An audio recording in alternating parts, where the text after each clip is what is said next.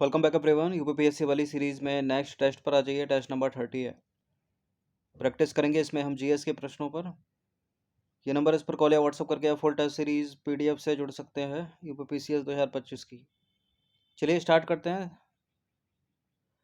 कुछ सेकंड का टाइम मिलेगा अपना भी सोचने के आंसर क्या होगा। क्वेश्चन नंबर 1 है यहाँ पर, नवाग्राम तेल क्षेत्र निम्नलिखित में से कहाँ स्थित है। ये मैच करने के लिए पूछ ले जाते हैं। यहाँ सीधा 1 2 3 4 बनाकर पूछा है। नवाग्राम तेल क्षेत्र, ठीक है, वही है जहाँ पर कलोल है और अंकलेश्वर है, यानी गुजरात में। नवाग्राम तेल क्षेत्र जो है वो गुजरात में स्थित है। गुजरात के अन्य तेल क्षेत्र अंकलेश्वर, बहुत पूछते हैं इसको, कलोल, बारकोल, मेहसाना, ठीक है, मैच करने के लिए पूछते हैं। क्वेश्चन नंबर 2, दो कथन है यहाँ पर। चिल्का झील जो है भारत के पश्चिम बंगाल राज्य में महानदी के मुहाने के निकट स्थित खारे पानी की झील है और उड़ीसा तट को भौगोलिक दृष्टि से उत्तरी सरकार तट भी कहा जाता है। ऊपर का स्टेटमेंट कुछ और करा, नीचे का कुछ और करा, कितने सही है इनमें। चिल्का इंपॉर्टेंट है, कई बार एग्जाम में प्रश्न बनते रहता है इस पे। चिल्का झील जो है भारत की सबसे बड़ी खारे पानी की झील है। न केवल भारत की बल्कि एशिया की सबसे बड़ी खारे पानी की झील है ये, और ये उड़ीसा में है। और उड़ीसा तट को भौगोलिक दृष्टि से उत्तरी सरकार तट भी कहा जाता है। दूसरा वाला सही है केवल।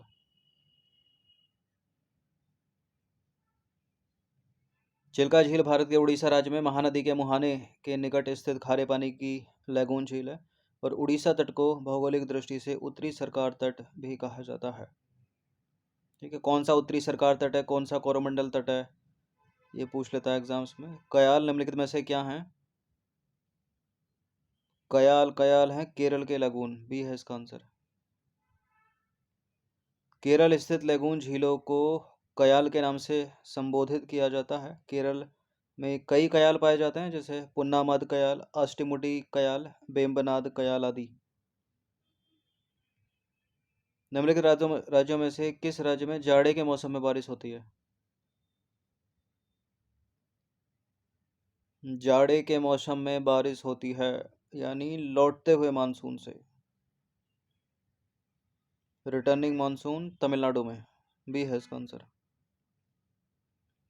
ठीक है, भारत में शरद ऋतु अर्थात अक्टूबर नवंबर में लौटते हुए मानसून यानी रिटर्निंग मानसून से तमिलनाडु तट पर 65 से 75 सेंटीमीटर तक वर्षा होती है, जो आंतरिक भागों की तरफ घटती जाती है। क्वेश्चन नंबर 5 पर आ जाइए। निम्नलिखित कथनों पर विचार करेंगे। पश्चिमी विक्षोभ यानी वेस्टर्न डिस्टर्बेंस भूमध्य सागरीय क्षेत्र में उत्पन्न होते हैं। पश्चिमी विक्षोभ भारतीय उपमहाद्वीप के उत्तर पश्चिमी हिस्से में जाड़े की वर्षा का कारण बनते हैं। बिल्कुल, भूमध्य सागर में उत्पन्न होते हैं और जो उत्तर पश्चिम है इधर जाड़े की वर्षा का कारण बनते हैं और गेहूं की जो फसल होती है उसके लिए उपयोगी होती है वर्षा। तो दोनों के दोनों करेक्ट हैं, सी है इसका आंसर। पश्चिमी विक्षोभ यानी वेस्टर्न डिस्टर्बेंस भूमध्य सागरीय क्षेत्र यानी मेडिटेरियन सीजन जोन में उत्पन्न होते हैं, जो कि भारतीय उपमहाद्वीप के उत्तर पश्चिमी हिस्सों में जाड़े की वर्षा का कारण बनते हैं। भारत के उत्तर पश्चिमी मैदान में पश्चिमी विक्षोभ से जाड़े में होने वाली वर्षा की मात्रा क्रमशः पश्चिम से पूर्व की ओर घटती जाती है। ठीक है, सॉरी, पश्चिम से पूर्व की ओर घटती जाती है, यानी इधर कम होगी, इधर ज़्यादा होगी और जैसे जैसे पूर्व की तरफ बढ़ेंगे तो कम होती जाएगी। अच्छा, जो उत्तर पूर्वी मानसून से जो वर्षा होती है, सॉरी, दक्षिण पश्चिम मानसून से जो वर्षा होती है उसमें क्या होता है, तो उसमें पूर्व की तरफ जाते हुए बढ़ती जाती है। पश्चिमी विक्षोभ से होने वाली वर्षा जो है रबी की फसलों के लिए लाभदायक होती है, यानी गेहूं की फसल। देश की निम्नलिखित में से कौन सी मिट्टी जो है स्वतः कृषि मिट्टी कहा जाता है इसको, या स्वतः जुताई वाली मिट्टी कहा जाता है। ये है कपास की काली मिट्टी यानी ब्लैक सॉइल। देखिए, काली मिट्टी में तीव्र जल धारण क्षमता पाई जाती है। यह भीगने पर ठोस और चिपचिपी हो जाती है तथा सूखने पर अंकुरित एवं दरार युक्त हो जाती है, इसलिए इसे स्वतः जुताई वाली मिट्टी कहा जाता है। ठीक है, क्योंकि अगर ये इसमें दरारें पड़ जाएंगी तो हवा इजीली इसके अंदर घुस जाएगी। और यह कपास की खेती के लिए सर्वाधिक उपयुक्त है। इसे रेगुर मिट्टी या रेगुर सॉइल भी कहते हैं। बहुत प्रश्न बनता है एग्जाम्स में इस पर। क्वेश्चन नंबर 7 पर आ जाइए। भारत में प्रथम कपास मिल सूती वस्त्र उद्योग की स्थापना किस शहर में हुई थी। मुंबई, अहमदाबाद, बड़ोदरा, या कोलकाता? इसका आंसर है कोलकाता, डी। 1818 में कोलकाता के निकट स्थित फोर्ट ग्लास्टर में भारत का पहला सूती वस्त्र कारखाना शुरू किया गया, परंतु यह प्रयास सफल नहीं हो सका। तो कोलकाता इसका आंसर है। नेपानगर निम्नलिखित में से कहाँ स्थित है? अखबारी कागज का कारखाना है मध्य प्रदेश में, डी है इसका आंसर। नेपानगर मध्य प्रदेश के बुरहानपुर जिले में स्थित है और नेपानगर का संबंध है अखबारी कागज उद्योग से। भारतीय भाषाओं का केंद्रीय संस्थान निम्नलिखित में से किस स्थान पर स्थित है? यह है कर्नाटक में, कर्नाटक के मैसूर में। तो उत्तर प्रदेश का वाराणसी हट जाएगा, नई दिल्ली हट जाएगा, पुणे हट जाएगा महाराष्ट्र का। भारतीय भाषाओं का केंद्रीय संस्थान, जिसे केंद्रीय भारतीय भाषा संस्थान भी कहा जाता है, कर्नाटक के मैसूर में स्थित है। यह संस्थान शिक्षा मंत्रालय के भाषा ब्यूरो का हिस्सा है।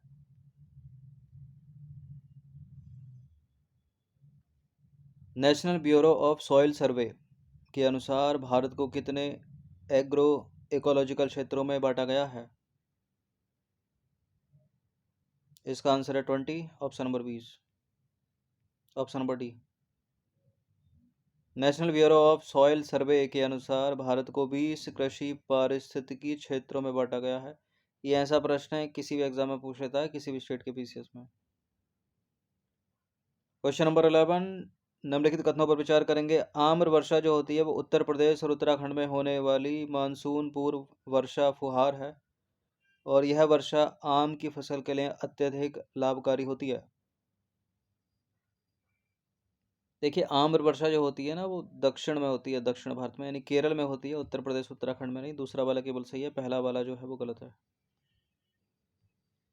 आम्र वर्षा होती है कर्नाटक केरल में होने वाली मानसून पूर्व वर्षा फुहार है, जो आम की फसल के लिए अत्यधिक लाभकारी होती है। तो पहला वाला इनकरेक्ट है। यह वर्षा बंगाल की खाड़ी से उत्पन्न तूफानों के फलस्वरूप अप्रैल माह में होती है। इस वर्षा से आम की बोरें पेड़ से टूटकर नहीं गिरती, अतः आम की जो फसल है अच्छी होती है। 12वां प्रश्न, निम्नलिखित में से कौन सी फसल खरीफ फसलों का उदाहरण है? चना रबी की फसल है, गेहूं रबी की फसल है, मटर रबी की फसल है, कपास जो है खरीफ की फसल है। ये खरीफ की कौन सी, रबी की कौन सी, ये सब पता होना चाहिए। कब ये बोई जाती हैं वो भी सब पता होना चाहिए। तो कपास खरीफ की फसल है, इसे परिपक्व होने के लिए 6 से 8 महीने का समय लगता है। कपास एक पानी वाली फसल है और सिंचाई के लिए लगभग 6% पानी का उपयोग इसकी खेती के लिए किया जाता है। यह देश के प्रमुख हिस्सों में बोई जाती है। कपास कहाँ कहाँ? पंजाब, हरियाणा, राजस्थान, उत्तर प्रदेश, मध्य प्रदेश, गुजरात, महाराष्ट्र, आंध्र प्रदेश, कर्नाटक के कुछ हिस्सों में। खरीफ ऋतु की बात करें तो खरीफ फसलों को मानसून फसलों के रूप में भी जाना जाता है, क्योंकि मानसून के मौसम में इनकी खेती की जाती है। ये फसलें बारिश के मौसम की शुरुआत में बोई जाती हैं। उदाहरण: चावल, मक्का, बाजरा, रागी, शरबत, सोयाबीन, मूंगफली, कपास, ये सभी खरीफ की फसलें हैं। निम्नलिखित द्वीपों में से कौन सा द्वीप भारत और श्रीलंका के मध्य स्थित है? भारत और श्रीलंका के मध्य है रामेश्वरम, सी है इसका आंसर। विकल्पों में दिए गए द्वीपों में रामेश्वरम भारत एवं श्रीलंका के मध्य स्थित है। उत्तर प्रदेश क्षेत्रफल की दृष्टि से यानी एरिया वाइज कौन सा स्थान है भारत में उत्तर प्रदेश का? चौथा स्थान है, बहुत ही इजी क्वेश्चन है। क्षेत्रफल के संदर्भ में उत्तर प्रदेश का चौथा स्थान है। क्षेत्रफल की दृष्टि से जो राजस्थान है उसका प्रथम स्थान है, जो मध्य प्रदेश है उसका दूसरा स्थान है और जो महाराष्ट्र है उसका तीसरा स्थान है। ये बेसिक है, रिसेंट में भी यह पता होना चाहिए सभी को। 15वां प्रश्न है, अरावली एवं विंध्य श्रृंखलाओं के मध्य कौन सा पठार स्थित है? मालवा का पठार, ऑप्शन नंबर ए। अरावली एवं विंध्य श्रृंखलाओं के मध्य जो है वो मालवा का पठार स्थित है। इसकी उत्तरी सीमा अरावली तथा दक्षिणी सीमा विंध्य श्रेणी और पूर्वी सीमा बुंदेलखंड पठार द्वारा निर्धारित की जाती है। नंबर 16 पर आ जाइए। निम्नलिखित कथनों पर विचार करेंगे। दो कथन यहाँ पर, कौन सा इसमें सही होगा? मेघालय का पठार प्रायद्वीपीय पठार का विस्तार है और यह भ्रंशन के कारण प्रायद्वीपीय भाग से मालदा गैप द्वारा पृथक हो गया है। कौन सा सही है इन दोनों में से? देखिए, दोनों के दोनों करेक्ट हैं, तो सी होगा इसका आंसर। ठीक है, एक्सप्लेनेशन की आवश्यकता है नहीं क्योंकि दोनों सही हैं। उसी को दोहरा लेते हैं फिर से। मेघालय का जो पठार है प्रायद्वीपीय पठार का भाग प्रायद्वीप पठार का विस्तार है और यह भ्रंशन के कारण प्रायद्वीप भाग से मालदा गैप द्वारा पृथक हो गया है। 20 क्वेश्चन है इसमें। क्वेश्चन नंबर 17 पर आ जाइए। निम्नलिखित में से किस भारतीय राज्य की सीमाएं भूटान के साथ नहीं मिलती हैं, ये बोल रहा है। देखिए, आपको पता होगा, इंडिया का मैप तो सभी ने देखा होगा, ये नेपाल है, ऊपर से तिब्बत आ गया और ये जो जगह है ये भूटान की है। तो भूटान, ये सिक्किम अपना, सिक्किम के साथ भी लगा है भूटान, नीचे से पश्चिम बंगाल जा रहा है उससे भी लगा है, पूरा अरुणाचल फैला है उससे भी लगा है। मेघालय की स्थिति कहीं यहाँ है तो मेघालय से नहीं लगता है। सिक्किम हो जाएगा, अरुणाचल हो जाएगा, पश्चिम बंगाल हो जाएगा, मेघालय नहीं होगा। भूटान के साथ जो सीमा साझे करने वाले भारतीय राज्य हैं वो कौन कौन से हैं? अरुणाचल प्रदेश है एक, तो असम है, पश्चिम बंगाल है, सिक्किम है। जबकि मेघालय की सीमा भूटान से नहीं लगती है क्योंकि अरुणाचल प्रदेश कवर करे हुए है उसको। 18वां प्रश्न है, भारत के किस प्रदेश की सीमाएं नेपाल, भूटान एवं चीन तीनों से लगती हैं? यह है अपना सिक्किम, यही है ना सिक्किम। इधर से भूटान आ गया, ये पूरा नेपाल है, ऊपर से तिब्बत आ गया, तिब्बत किसका? चीन का, तो सिक्किम हो जाएगा इसका आंसर, ऑप्शन नंबर डी। विकल्प में सिक्किम प्रदेश की सीमाएं तीन देशों नेपाल, भूटान और चीन से मिलती हैं। क्वेश्चन नंबर 19 पर आ जाइए। भारत और पाकिस्तान के मध्य जो सीमा रेखा है वो उदाहरण है किसका? ठीक है। The boundary line between India and Pakistan is an example of अध्यारोपित सीमा का, पूर्ववर्ती सीमा का, अवशिष्ट सीमा या परवर्ती सीमा। ठीक है। ऑफ द इम्पोज लिमिट है, ऑफ द प्रोसीडिंग लिमिट है, residual limit, of the latter limit. परवर्ती सीमा का एग्जाम्पल नहीं है, अवशिष्ट सीमा का नहीं है, पूर्ववर्ती सीमा का नहीं है, ये अध्यारोपित की गई है भारत और पाकिस्तान के बीच ब्रिटेन के द्वारा, अंग्रेजों के द्वारा। तो ए है इसका आंसर। और नाम क्या है इसका? Red Cliff. और रेड क्लिफ ही भारत और बांग्लादेश के बीच है, याद रखना। भारत तथा पाकिस्तान के मध्य सीमा रेखा अध्यारोपित सीमा है। ठीक है, यानी सुपर इम्पोज्ड का एक उदाहरण है। अध्यारोपित सीमा होती क्या है? अध्यारोपित सीमा ऐसी सीमा होती है जो किसी बाह्य शक्ति द्वारा आरोपित की जाती है। वर्ष 1947 में भारत और पाकिस्तान ने ग्रेट ब्रिटेन द्वारा अध्यारोपित सीमा को साझा किया था। और मैकमोहन पूछ ले, मैकमोहन किसके बीच है? तो भारत और चीन के बीच है। निम्नलिखित में से कौन सा कथन सही नहीं है? दो कथन है यहाँ पर।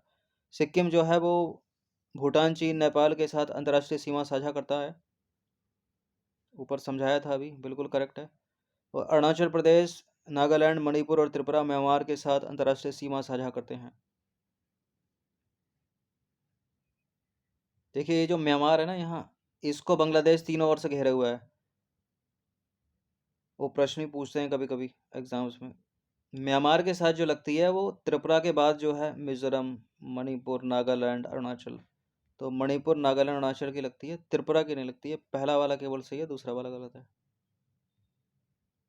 ठीक है, त्रिपुरा की सीमा म्यांमार के साथ जो है नहीं लगती है क्योंकि तब बांग्लादेश जो है उसे तीनों ओर से घेरे हुए है। बाकी मिजोरम, मणिपुर, नागालैंड, अरुणाचल प्रदेश म्यांमार के साथ अंतर्राष्ट्रीय सीमा साझा करते हैं।